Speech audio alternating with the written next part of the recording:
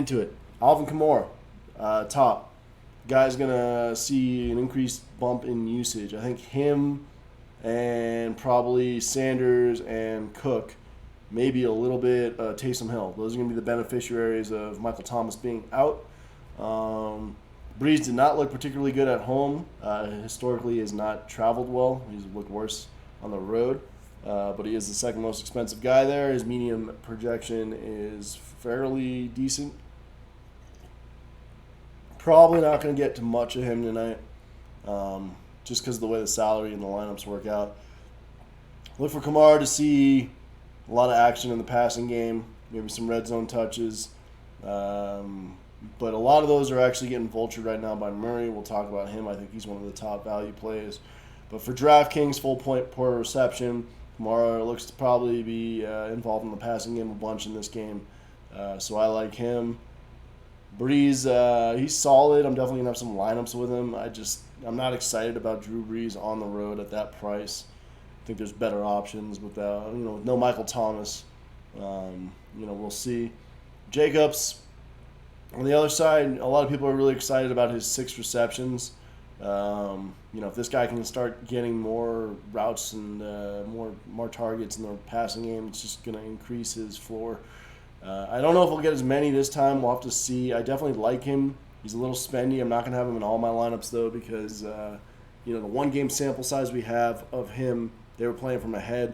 They're probably playing from behind on this one. We know Gruden really liked Richard. And then this year off the Broncos, they took Devontae Booker, I think his name is. Let's double-check and make sure. So these guys are going to be getting a lot more of the third down. Devontae Booker passing game. Booker is listed as an RB3 and Richard as an RB2, but Booker actually out-snapped Jalen Richard last week. So we'll have to kind of keep an eye on that. Those guys aren't terrible plays for a tournament. I don't know if I like them for cash tonight. Moving down the list, Derek Carr. I'm probably having more of him than I'll have of Breeze if I have anybody, because he's going to be playing from behind. He's going to have to throw the ball. The problem is his receivers are kind of banged up. Ruggs, who looked great last week, probably will play today. He was a limited participant on Saturday. He's a freak, man. He is fast, but he's going to see Marshawn Lattimore, who just absolutely shuts people down. Shut down Mike Evans last week. So really, although a lot of people be on Ruggs, and I'll have some of him in that passing game, if you want to get shares of that passing game, number one target in that passing game is Darren Waller. I got a lot of him tonight. He'll be a popular captain as well.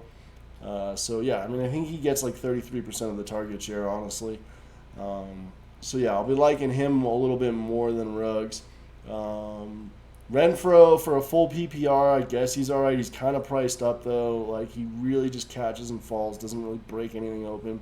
Might sneak in the end zone, but I'm not getting a lot of him this week for this matchup.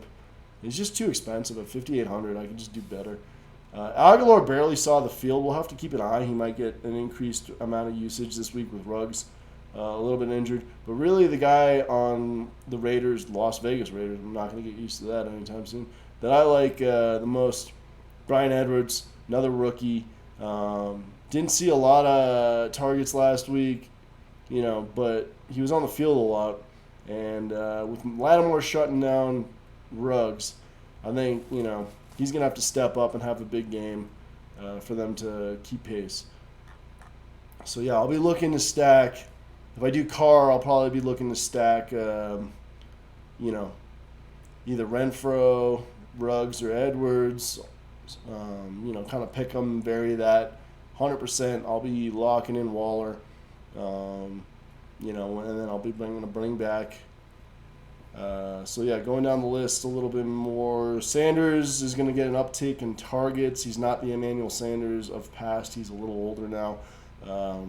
But he can definitely get open. The Raiders are in the bottom half of the Raiders' defense is in the bottom half of the league in just about every stat that matters for passing. So there's opportunity to target the New Orleans passing game here.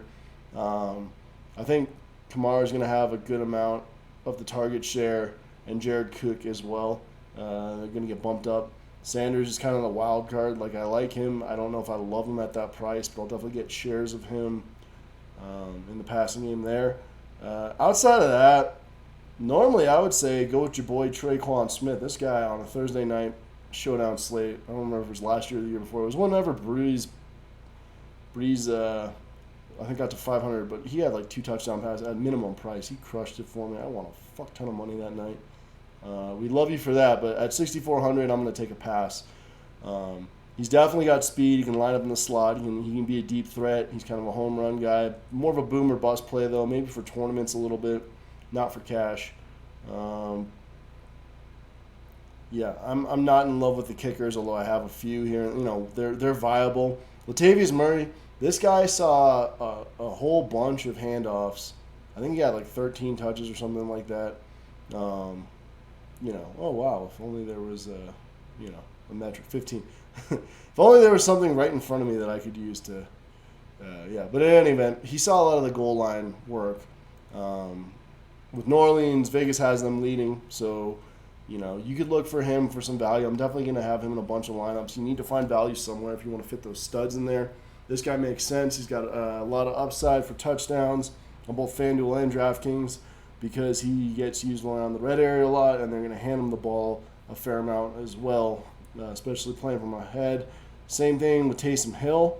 Lines up as a quarterback, a wide receiver. We know how much they like to use him as a tight end. They like to use him in the red area a lot, so you know if you want to get cute with him, that's totally fine. Like I said, Devontae Booker or Jalen Richard, pick your poison there for tournaments. Same thing with Witten. Like, you know, as a second tight end, you figure, you know, if people are bottling up Cook, he might sneak into the end zone. So you might need to do something creative like that to win a tournament. I don't know about any of this other stuff down here. It's all looking a little sketchy. Island of Foster Moreau down there. Thanks, but no thanks. Yeah. So, I mean, that's basically the showdown slate. We'll make some sample lineups here and get out of here. So you see this one I kind of made already. This is a DraftKings, you know, and you've got your Derek Carr, Waller, Renfro, Jacobs. I probably, you know, it's a solid stack, right? You don't necessarily need Carr in your lineup if you've got Jacobs at the captain spot. You know, you may want to pivot to some more of the passing game of. You know, this is more of the Raiders are winning lineup, honestly, with Jacobs and the captain. That's the game script you're kind of predicting there. Raiders are winning, so they're just barely moving the chains with Renfro and Jacobs. That's the story you're telling there. So, yeah, putting Jared Cook in there, maybe getting, you know, with those savings, maybe we get down here. Let's see if there's anything we can finagle here. Yeah, you know, with Smith, and then maybe you put Deontay Harris. I think he's lining up as the third wide receiver, but he's not going to see much. Maybe get like Taysom Hill there or something. You know, you got to mix it around. You know, I mean, I've got my player pool in here, so I'm just auto-generating, see what it's popping out. Yeah, it just loves Jacobs in the captain spot there, huh? This one's got Kamara, though. That's not bad either. That's actually a pretty healthy-looking lineup. That's not a terrible lineup at all. Not a huge fan of Renfro there, like I was saying earlier, though I might just take a look and see. Maybe we go to Brian Edwards there for a tournament. You know, the previous build, without that, maybe that's more of a cash suitable, you know, something like that.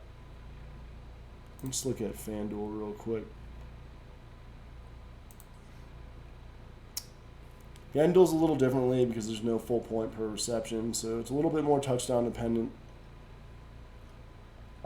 Also, it's more viable to play quarterbacks in your captain spot in FanDuel since it doesn't double the price, just the output. The average median projection of a quarterback is pretty high.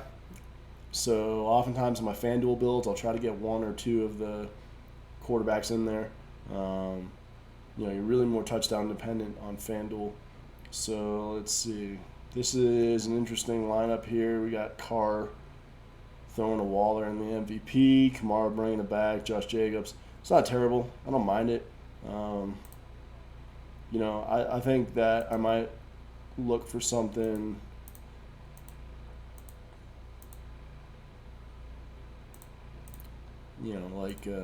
take the highest projected guy and Kamara there.